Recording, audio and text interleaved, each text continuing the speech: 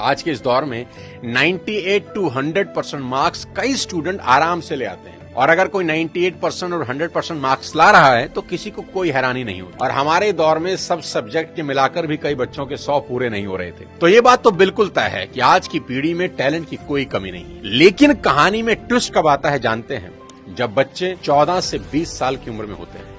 अब इनके hormones jump करने लगते हैं, और इसका सबसे गंभीर असर ये होता है कि ये हार्मोन्स बच्चों को पेरेंट्स से दूर कर देते हैं, क्योंकि इस उम्र में बच्चों को चाहिए आजादी, और माँ बाप वो आजादी देते नहीं, क्योंकि वो जानते हैं इस तरह की आजादी के लिए ये उम्र सही नहीं है। तो पेरेंट्स रोकते हैं, समझाते हैं, उनको पता है ये उम्र फिसलने वाली है, यही वो उम्र है जिसमें फ्यूचर बन भी सकता है और बर्बाद भी हो सकता है। अब यहां बच्चों को लगता है कि यही दो लोग मेरे दुश्मन हैं। यहां बच्चे अब माँ बाप से झूठ बोलना शुरू कर देते हैं, चीजें छुपाना शुरू कर देते हैं। बच्चों को अब दोस्तों के साथ रहने में ज्यादा मजा आने लगता है, अपने ही माँ बाप अब दुश्मन दिखाई पड़ने लगते हैं। अगर किसी बात पर माँ बाप डांट दें तो आजकल के बच्चों का एक फेवरेट डायलॉग है, आवर पेरेंट्स आर आउटडेटेड। पापा आप सठिया गए हो। और अगर बच्चे ऐसा कर रहे हैं तो मुझे इसमें कोई हैरानी की बात नजर नहीं आती। ये नेचुरल है, सभी करते हैं। 25-30 साल पहले हम भी यही करते थे, और आज के कोई 25-30 साल के बाद इनके बच्चे भी ठीक इसी इंटेंसिटी से ऐसा ही करेंगे। ये साइकिल चलता रहेगा। अरे आपको दिक्कत क्या है हमसे? कम से कम हम कोशिश तो कर रहे हैं ना। बाकी मोहल्ले के लौंडों के जैसे सड़क पे आवारागर्दी तो नहीं कर रहा है, लंठाई तो नहीं कर रहा है। पढ़ाई पे ध्यान दिए होते हैं तो अरे नहीं गया ध्यान पढ़ाई पे। एक और कहानी जो इस उम्र में होती है वो ये कि बच्चे अपने पेरेंट से अब नफरत करते हैं और दूसरे पेरेंट की बात खुशी खुशी सुन लेते हैं। यहाँ अपना ही एग्जाम्पल देता हूँ। आज बहुत लोग मेरी बात सुनते हैं और मानते हैं, दूर दूर से कंसल्टेशन लेने आते हैं, पर मेरी अपनी बेटी को समझाने में मेरे पसीने निकल जाते हैं। कपिल शर्मा के शो में आमिर खान का भी यही प्रॉब्लम है, जो उन्होंने बताया कि सभी स्टार्स के बच्चे अपने करियर की सलाह मुझसे लेने आते हैं, पर मेरे अपने बच्चे मेरी बात नहीं सुनते। बच्चे बात सुने या ना सुने ये मेरी प्रॉब्लम नहीं है, मेरी चिंता कुछ और है, वो बताता हूं आपको। अभी कुछ दिन पहले मैं एज अ चीफ गेस्ट अपनी बेटी के स्कूल में गया, जहां उनकी प्रिंसिपल ने मुझे इनवाइट किया। उनका कोई एनुअल डे प्रोग्राम था।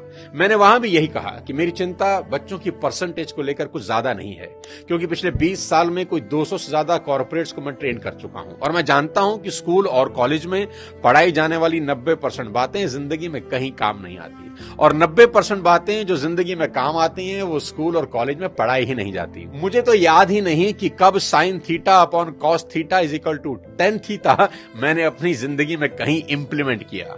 एज अ पेरेंट आज मेरी सबसे बड़ी चिंता यही है कि बच्चे किसी गलत संगत में पड़कर कोई गलत रास्ता ना ले लें, क्योंकि कुछ रास्ते ऐसे हैं जिसमें वापसी करीब करीब नामुमकिन है, जैसे नशे का रास्ता, जहां एक बार इंसान चला जाए तो फिर वापस नहीं लौटता। नशे पर एक पूरा वीडियो मैंने बनाया है, एक बार जरूर देखना। कोई ऐसा कदम ना उठाएं जिसका पछतावा उन्हें सारी उम्र हो। एक शेर है कि एक गलत कदम उठा था राहे शौक में, एक गलत कदम उठा था राहे शौक में, और मंजिल तमाम उम्र मुझे ढूंढती रही। कि आदमी एक गलती करता है और फिर रास्ता कभी मिलता नहीं। और मेरी तो सभी स्कूल टीचर से बस इतनी ही उम्मीद है और गुजारिश है कि वो बच्चों को एक अच्छा इंसान बना दे, क्योंकि टीचर आज जो पढ़ाने वाले हैं उससे ज्यादा ज्ञान तो गूगल पर एक क्लिक में अवेलेबल है। आज टीचर की रिस्पॉन्सिबिलिटी पहले से कहीं ज्यादा है। वो अपने स्टूडेंट्स को मॉरल वैल्यू सिखा दें, बस देश के लिए कुछ करने का जज्बा उनमें भर दें तो सोने पर सुहागा हो जाए। और अगर माँ बाप के प्रति ग्रेटिट्यूड की भावना उनके अंदर आ जाए तो वो कुछ ना कुछ जिंदगी में कर ही लेंगे। टीचर इंश्योर करें कि बच्चे कुछ भी छुपाएं नहीं, और अपनी सभी छोटी बड़ी बातें अपने टीचर से या पेरेंट्स से डिस्कस जरूर करें। उन्हें समझाएं कि अगर कोई भी प्रॉब्लम है तो उसका हल जरूर है। आज की बेहद होनहार जनरेशन से इतनी ही रिक्वेस्ट करना चाहता हूं कि पिता की इज्जत राम की तरह करना, कि पिता के वचन पूरे करने को जीवन के 14 बरस कठोर वनवास में गुजार दिए उस व्यक्ति ने, और वो भी खुशी खुशी। आपके माँ बाप को आपसे कुछ नहीं चाहिए, वो तो अपने जाने के बाद अपनी सारी प्रॉपर्टी संपत्ति आपको ही देकर जाने वाले हैं। देश के हर युवा से कहना चाहता हूं कि आज से 3 चीजें रोज करना शुरू कर दें, अगर अब भी नहीं कर रहे। सबसे पहले रोज कम से कम 30 मिनट अपने पेरेंट्स के साथ जरूर गुजारें। इधर उधर की कैसी भी बातें करें, खुद हंसें, उन्हें हंसाएं, कोई जोक सुनाएं, उनसे उनकी कोई पुरानी यादें ताजा करवाएं, उनके स्कूल कॉलेज की बातें करें, कुछ किस्से पूछें उनसे, कैसी भी बात करें पर बात करें। देखना वो अपने स्कूल कॉलेज के किस्से बताएंगे ना, जब उनकी आंखों में चमक आनी शुरू हो जाएगी। क्योंकि दोस्त, जैसे जैसे आप बड़े हो रहे हैं ना, आपके माँ बाप बूढ़े हो रहे हैं और ये समय फिर नहीं आएगा।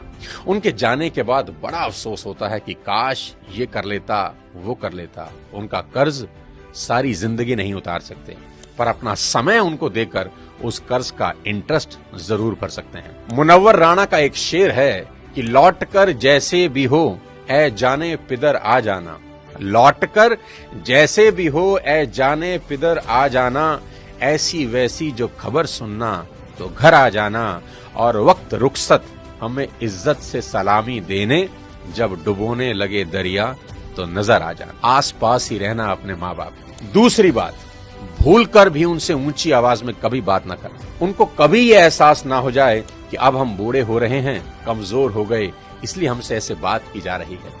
याद रखना, आपकी वजह से उनकी आंख से निकला एक आंसू आपकी तमाम जिंदगी बर्बाद कर सकता है। माँ बाप तो फिर भी माफ कर देंगे, पर वो माफ नहीं करेंगे। तीसरी सबसे इंपॉर्टेंट चीज, बिना माँ बाप के पैर छुए घर से मत निकलना। अपने दिन की शुरुआत उनका आशीर्वाद लेकर ही करना। मैं आपको ये अपने पर्सनल एक्सपीरियंस से बता रहा हूं कि ये एक ऐसा सुरक्षा कवच है जो आपको बड़ी से बड़ी मुसीबत से बचा देगा। दिल से दिए उनके आशीर्वाद को भगवान भी नहीं टाल सकते। बस ये 3 चीजों पर अमल करना शुरू कर देना मेरा दोस्त। मेरा दावा है देवता भी आपको आगे बढ़ने से नहीं रोक पाएंगे।